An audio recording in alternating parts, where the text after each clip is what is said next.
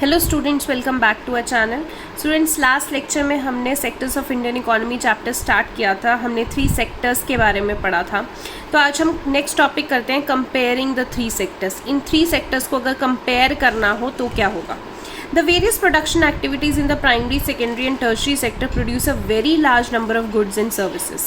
Also, 3 sectors have a large number of people working in them to produce these goods and services. हमने पढ़ा है कि जो भी एक्टिविटीज़ होती हैं प्राइमरी, सेकेंडरी, टर्शियरी सेक्टर में, वहाँ पे बहुत सारे गुड्स एंड सर्विसेज प्रोड्यूस होते हैं। ऑल्सो ये जो तीनों सेक्टर हैं उसमें बहुत ज़्यादा लोग काम करते हैं इन गुड्स एंड सर्विसेज को प्रोड्यूस करने में। The next step therefore is to see how much goods and services are produced and how many people work in each sector. In an economy, there could be one or more sectors which are dominant in terms of total production and employment, while other sectors are relatively small in size. अब यही हमने देखना है कि किस sector में कितने लोग काम करते हैं, क्योंकि अगर हम इकोनॉमी की बात करें तो हमारी इकोनॉमी में ऐसा हो सकता है कि एक या एक से ज़्यादा सेक्टर ज़्यादा डोमिनेटिंग हो। अगर हम टोटल प्रोडक्शन एम्प्लॉयमेंट की बात करें तो हो सकता है किसी एक सेक्टर में ज़्यादा प्रोडक्शन होती हो, किसी एक सेक्टर में ज़्यादा एम्प्लॉयमेंट मिलती हो और बाकी सेक्टर्स में कम मिलती हो। तो पहले हम देखते हैं कि किस सेक्टर में सबसे ज़्यादा प्रोडक्शन एंड एम्प्लॉयमेंट होती है। How do we count the various goods and services and know the total production in each sector? अब पता कैसे चलेगा कि कितनी गुड्स प्रोड्यूस हो रही हैं, कितनी सर्विसेज प्रोड्यूस हो रही हैं, टोटल प्रोडक्शन कितनी है हर सेक्टर की, वो कैसे पता चलेगा। With so many thousands of goods and services produced, you might think this is an impossible task. Not only would the task be enormous, you might also wonder how can we add up cars and computers and nails and furniture. It won't make sense. अब देखो, इतने हज़ारों में goods and services produce होती हैं तो बहुत ही impossible task लगता है हर चीज़ को काउंट करना कि कितनी कार्स प्रोड्यूस हुई, कितने कंप्यूटर्स, कितने नेल्स, कितने फर्नीचर। बहुत कुछ काउंट करना पड़ेगा क्योंकि पूरे देश में कितनी चीज़ें बनती हैं, कितने तरीके की गुड्स बनती हैं। Remember, you are right in thinking so. To get around this problem, economists suggest that values of goods and services should be used rather than adding up the actual numbers. इसीलिए जो हमारे economist है उन्होंने एक तरीका suggest किया कि अगर आपको सब गुड्स देखनी ही है कि कितनी बनी है तो हम उन गुड्स की वैल्यू देख लेंगे रादर देन कि हम गुड्स के एक्चुअल नंबर को ऐड करें, हम उनकी वैल्यू को ऐड कर देंगे। अब एग्जाम्पल से समझते हैं।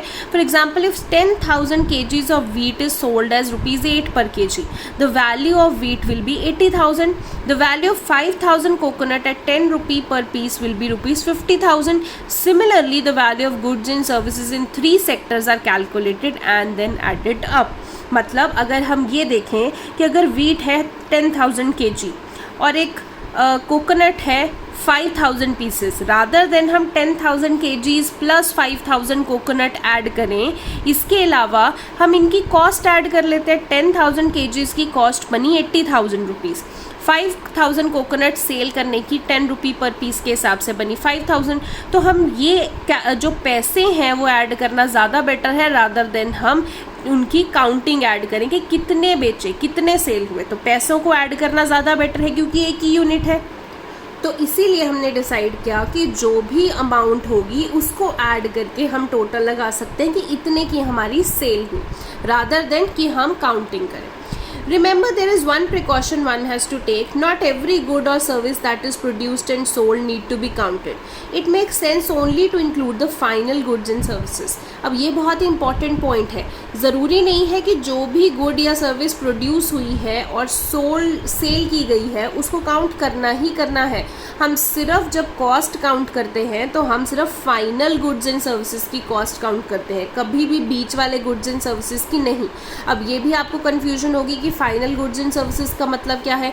अब देखो, take for instant a farmer who sells wheat to a flour for ₹8 per kg। एक फार्मर है जो गेहूं है वो एक फ्लोर मिल को बेच देता है ₹8 पर kg के हिसाब से।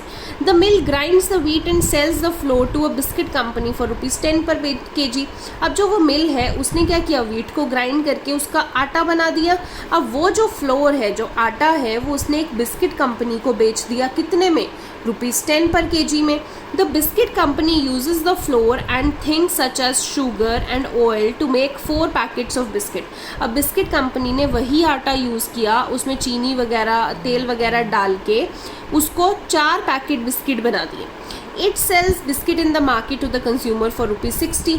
वो उसने 4 पैकेट, उस कंपनी ने 15 रुपीज़ पर पैकेट के हिसाब से 4 पैकेट की कॉस्ट 60 हुई, तो उन्होंने 4 पैकेट 60 में बेच दिए। Biscuits are the final goods, that is the goods reaches the consumer. अब जो बिस्किट हैं बेसिकली उनको हम क्या बोलेंगे कि वो फाइनल गुड है। यहाँ पे फ्लोर मिल ने जो आटा बनाया वो फाइनल गुड नहीं है, वो आटा बिस्किट कंपनी ने यूज़ किया आगे वो फाइनल गुड नहीं है। फाइनल गुड क्या है?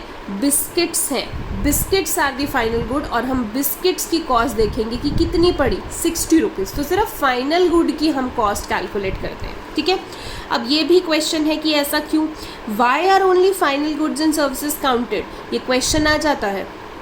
In contrast to final goods, goods such as wheat and the wheat flour in this example are intermediate goods। अब इसी एग्जाम्पल में देखें तो जो wheat थी जो फार्मर ने बनाई, और जो वीट का फ्लोर था, वीट का आटा था जो उस फ्लोर मिल ने बनाया, उस 2 प्रोडक्ट्स को हम क्या बोलते हैं? Intermediate goods. मतलब प्रोसेस के बीच में जो बन जाते हैं गुड्स उनको इंटरमीडिएट गुड्स बोलते हैं। Intermediate goods are used up in the producing final goods and services.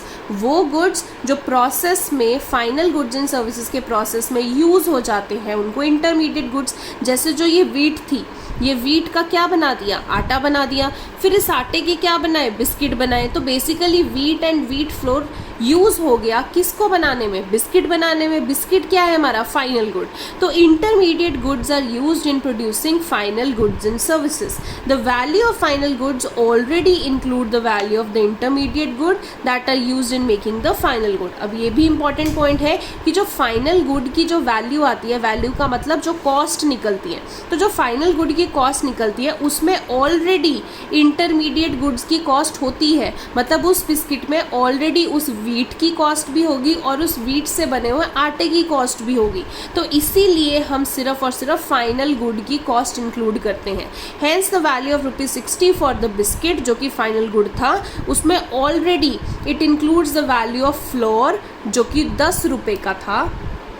Similarly, value of all other intermediate goods would have been included। और बाकी भी जो उसमें intermediate goods लगी, जैसे चीनी लगी, तेल लगी बिस्किट बनाने में, वो सब भी उस फाइनल गुड यानी कि 60 रुपीज़ कॉस्ट में इंक्लूड हो गए। तो जो ये पॉइंट है आपके इम्पॉर्टेंट है, इसको हाईलाइट कर लीजिए कि हमेशा इंटरमीडिएट गुड्स की जो कॉस्ट है वो फाइनल गुड्स में इंक्लूडेड ही होती है। नेक्स्ट आपके पास है to count the value of flour and wheat separately is therefore not correct because then we would be counting the value of same things a number of time, first as wheat, then as flour and finally as biscuit. और जो बार बार अगर हम intermediate goods की जो value है वो count करते रहेंगे, मान लो जैसे बिस्किट बनाने में पहले व्हीट लगी, व्हीट से फिर आटा बनाया, तो पहले तो हम व्हीट की कॉस्ट भी काउंट कर लेंगे, फिर व्हीट से बने हुए आटे की कॉस्ट भी काउंट कर लेंगे। एक्चुअल में वो व्हीट से ही बना है ना, तो सेम चीज़ की कॉस्ट हम बार बार काउंट करे जाएँ, इसकी बजाय हम सीधा बिस्किट की ही कॉस्ट काउंट करेंगे जो कि फाइनल गुड है। The value of final goods and services produced in each sector during a particular year provides the total production of the sector of that year।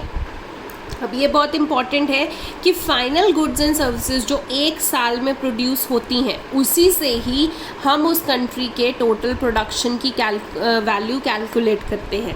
Eight the sum of production in the 3 sector what gives us what is called as gross domestic product that is GDP of the country.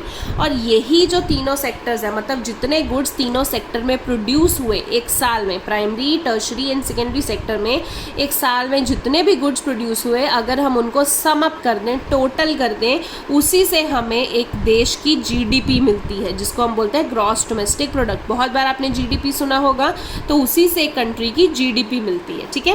It is the value of, अब ये GDP की definition है, it is the value of final goods and services produced with in the country during a particular year. एक साल के अंदर एक देश में कितनी गुड्स एंड सर्विसेज बनती हैं उसकी वैल्यू अगर हम काउंट कर लें, मतलब उसका टोटल कॉस्ट अगर हम काउंट कर लें, तो उसको GDP बोलते हैं। GDP shows how big the economy is. GDP से पता लगता है कि किसी देश की इकोनॉमी कितनी बड़ी है। In India, the mammoth task of measuring GDP is undertaken by the central government ministry.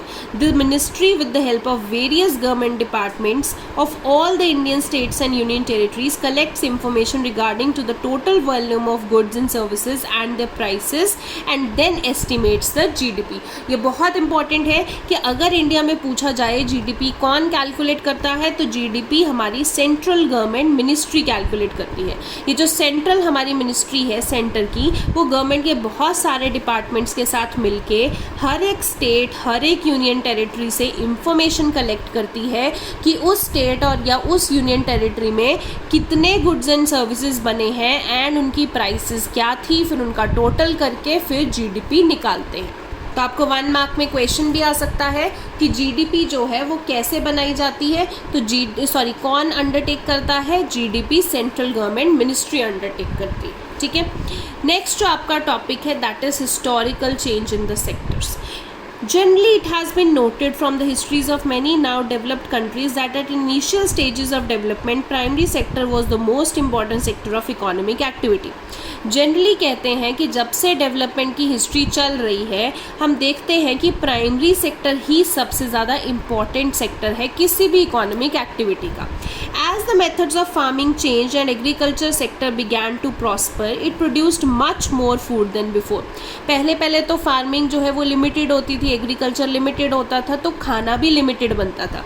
But जैसे जैसे एग्रीकल्चर सेक्टर आगे और ज़्यादा डेवलप होने लग गया, तो वैसे ही फूड और ज़्यादा बनने लग गया। Many people could take up other activities. There were increasing number of craft persons and traders. Buying and selling activities increased many times. अब धीरे धीरे सब एक्टिविटीज़ बदलने लगी। पहले सिर्फ फार्मिंग होती थी, बट फार्मिंग भी लिमिटेड होती थी, फार्मिंग और एक्सपैंड होगी जैसे एग्रीकल्चर सेक्टर एक्सपैंड हुआ। उसके बाद बहुत लोगों ने बहुत तरीके की एक्टिविटीज़ करनी शुरू कर दी, जैसे क्राफ्ट के लोग बहुत ज़्यादा बढ़ गए, ट्रेडिंग में बहुत ज़्यादा लोग काम करने लग गए, लोगों ने बाइंग एंड सेलिंग एक्टिविटीज़ भी बहुत ज़्यादा बढ़ा दी। बिसाइड्स लोग ट्रांसपोर्टर्स बन गए थे, एडमिनिस्ट्रेटर्स बन गए थे, आर्मी में जाने लग गए थे। However at this stage most of the goods produced were natural products from the primary sector and most people were employed in this sector. बल्कि जब ये सब कुछ हो भी रहा था, हालांकि तब भी हम कह सकते हैं कि ज़्यादातर लोग जो हैं वो किस में काम कर रहे थे, प्राइमरी सेक्टर, एंड ज़्यादातर जो गुड्स थी वो नेचुरल प्रोडक्ट से बन रही थी। Over a long time, more than 100 years, and especially because new methods of manufacturing were introduced, factories came up and started expanding. अब अगर हम बात करें कि लंबे समय तक, मतलब 100 साल लग गए इस चीज़ को, उसके बाद नए मेथड्स इंट्रोड्यूस हो गए मैन्युफैक्चरिंग के, धीरे धीरे फैक्ट्रीज बननी शुरू हो गई, ये फैक्ट्रीज एक्सपैंड होनी शुरू हो गई। Those people who had earlier worked on farms now began to work in factories in large number. तो जो लोग पहले सिर्फ खेतों में काम करते थे, फार्म्स में काम करते थे, अब उनके लिए और एक्टिविटीज़ भी हो गई, जैसे वो फैक्ट्रीज़ में काम कर सकते हैं। तो फैक्ट्रीज़ में बहुत ज़्यादा लोग अब जॉब करना उन्होंने शुरू कर दिया। People began to use many more goods that were produced in factories at cheap rates. अब आपको पता है कि फैक्ट्रीज़ में जो गुड्स बनती हैं वो हमें बहुत सस्ती पड़ती हैं, क्योंकि एक मशीन से बहुत सारी गुड्स एक टाइम पे निकल जाती हैं, तो कॉस्ट कम पड़ती है रादर देन अगर हम हैंडमेड गुड्स यूज़ करें। तो जब लोगों ने फैक्ट्रीज़ में काम करना शुरू कर दिया, फैक्ट्रीज़ बहुत ज़्यादा चलनी शुरू हो गई, गुड्स बहुत लार्ज नंबर में प्रोड्यूस होनी शुरू हो गई, तो बहुत ही सस्ते रेट्स पे हमें मिल जाती थी, तो लोगों ने वो गुड्स खरीदनी शुरू कर दी। Secondary sector gradually became the most important in total production employment. तो धीरे धीरे आप देखो कि जब फैक्ट्रीज़ में लोग काम करना शुरू कर दिया, मतलब फैक्ट्रीज़ किस में आती हैं, सेकेंडरी सेक्टर में, तो ग्रेजुअली क्या हुआ कि जो सेकेंडरी सेक्टर है वो प्रोडक्शन के डिपार्टमेंट में और एम्प्लॉयमेंट में के डिपार्टमेंट में सबसे ज़्यादा ऊपर आ गया। पहले हम प्राइमरी सेक्टर को सबसे इम्पॉर्टेंट मानते थे, धीरे धीरे सेकेंडरी सेक्टर इम्पॉर्टेंट हो गया। Hence over a time a shift had taken place, this means that the importance of sector has change. तो यहाँ पे बता रहे हैं कि टाइम के साथ साथ ये शिफ्ट जो है वो हो गया, कहाँ से, प्राइमरी से सेकेंडरी में। पहले प्राइमरी सेक्टर सबसे इम्पॉर्टेंट माना जाता था, अब सेकेंडरी सेक्टर इम्पॉर्टेंट माना जाने लगा। In the past 100 years there had been a further shift from secondary to tertiary in the developed countries. अब पिछले 100 साल की बात करें तो फर्दर और शिफ्ट हो गया, पहले प्राइमरी से सेकेंडरी गया था, अब सेकेंडरी से टर्शरी आ गया। टर्शरी कहाँ पे, जो डेवलप्ड कंट्रीज हैं। The service sector has become the most important in terms of total production. तो अगर टोटल प्रोडक्शन की बात करें तो सबसे ज़्यादा कौन इंपॉर्टेंट हो गया? सर्विस सेक्टर, जो सर्विसेज प्रोवाइड करता है। Most of the working people are also employed in the service sector. This is a general pattern observed in developed countries. अब ज़्यादा से ज़्यादा लोग सर्विस सेक्टर में एम्प्लॉय होते हैं। अब सर्विस सेक्टर में आप लगा लीजिए, आप इतनी ई कॉमर्स साइट से आप कुछ ना कुछ सामान मंगाते हैं, अमेज़ॉन, फ्लिपकार्ट, मिंत्रा, तो सबके जो हैं वो ऑनलाइन पोर्टल्स हैं, कहीं ना कहीं तो वो वेबसाइट बनी ही होगी जिससे आप ऑर्डर करते हैं।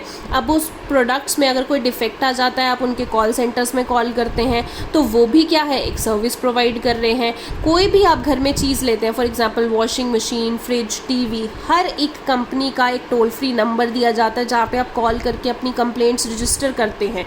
तो वो जो कॉल सेंटर्स बना रखे हैं वो क्या है? सर्विसेज ही तो प्रोवाइड कर रहे हैं। ठीक है, तो आज की डेट में जो सर्विस सेक्टर है वो बहुत ज़्यादा इंपॉर्टेंट हो चुका है। What is the total production employment in these sectors in India? Over the years, have there been changes similar to the pattern observed for developed countries? We shall see in the next section. अब कितना employment sector या कितनी production में बदलाव आ गया है इन तीनों sectors में ओवर द ईयर्स, ये हम नेक्स्ट सेक्शन में देखेंगे। बट अभी इस सेक्शन में हमने क्या हिस्ट्री पढ़ी है कि सबसे पहले प्राइमरी सेक्टर इंपॉर्टेंट होता था, धीरे धीरे फैक्ट्रीज बननी शुरू हो गई, लोगों ने फैक्ट्रीज में काम करना शुरू कर दिया, तो लोग सेकेंडरी सेक्टर में शिफ्ट हो गए, तो धीरे धीरे सेकेंडरी सेक्टर की इंपॉर्टेंस बढ़ गई। बट अब पिछले 100 ईयर्स की अगर हम बात करें तो लोगों ने सर्विस सेक्टर में बहुत काम करना शुरू कर दिया है, और आज की डेट में service sector is a part of our lifes. तो आज की डेट में अगर हम बात करें तो सर्विस सेक्टर, या जिसको हम टर्शरी सेक्टर कहते हैं, उसने सबसे ज़्यादा इंपॉर्टेंस गेन कर ली है। ठीक है, तो आज के लेक्चर में स्टूडेंट्स इतना ही। नेक्स्ट लेक्चर में हम पढ़ेंगे कि किस सेक्टर में कितनी कितनी प्रोडक्शन है एंड कितनी एम्प्लॉयमेंट जनरेट हो रही है, वो हम नेक्स्ट उसमें पढ़ेंगे। स्टूडेंट्स, लास्ट लेक्चर जो मैंने अपलोड किया था, मुझे बहुत ही कम स्टूडेंट्स ने व्यूज़ दिए हैं, तो मुझे पता है कि आपने वो लेक्चर अभी तक नहीं देखा है, तो प्लीज़ वो लेक्चर जल्दी से देख लीजिए, उनको पेंडिंग मत छोड़ा करिए। ये आपका पैटर्न बिल्कुल गलत है कि टेस्ट से जस्ट पहले ही आपने सारे लेक्चर्स देखने हैं, तो साथ के साथ आप उन लेक्चर्स को देखिए। एंड मैं हर बार मैसेज भेजती हूँ कि लेक्चर में कोई भी डाउट है तो आप मुझको भेज दीजिए, चाहे आप वॉइस नोट्स की फॉर्म में भेज सकते हैं, या आपको कोई ज़्यादा भी इशू आ रहा है तो हम वीडियो कॉल के थ्रू वो डाउट डिस्कस कर सकते हैं, बट साथ ही साथ कीजिए, ऐसे पेंडिंग मत छोड़िए। सो आज के लिए इतना ही। Thank you so much.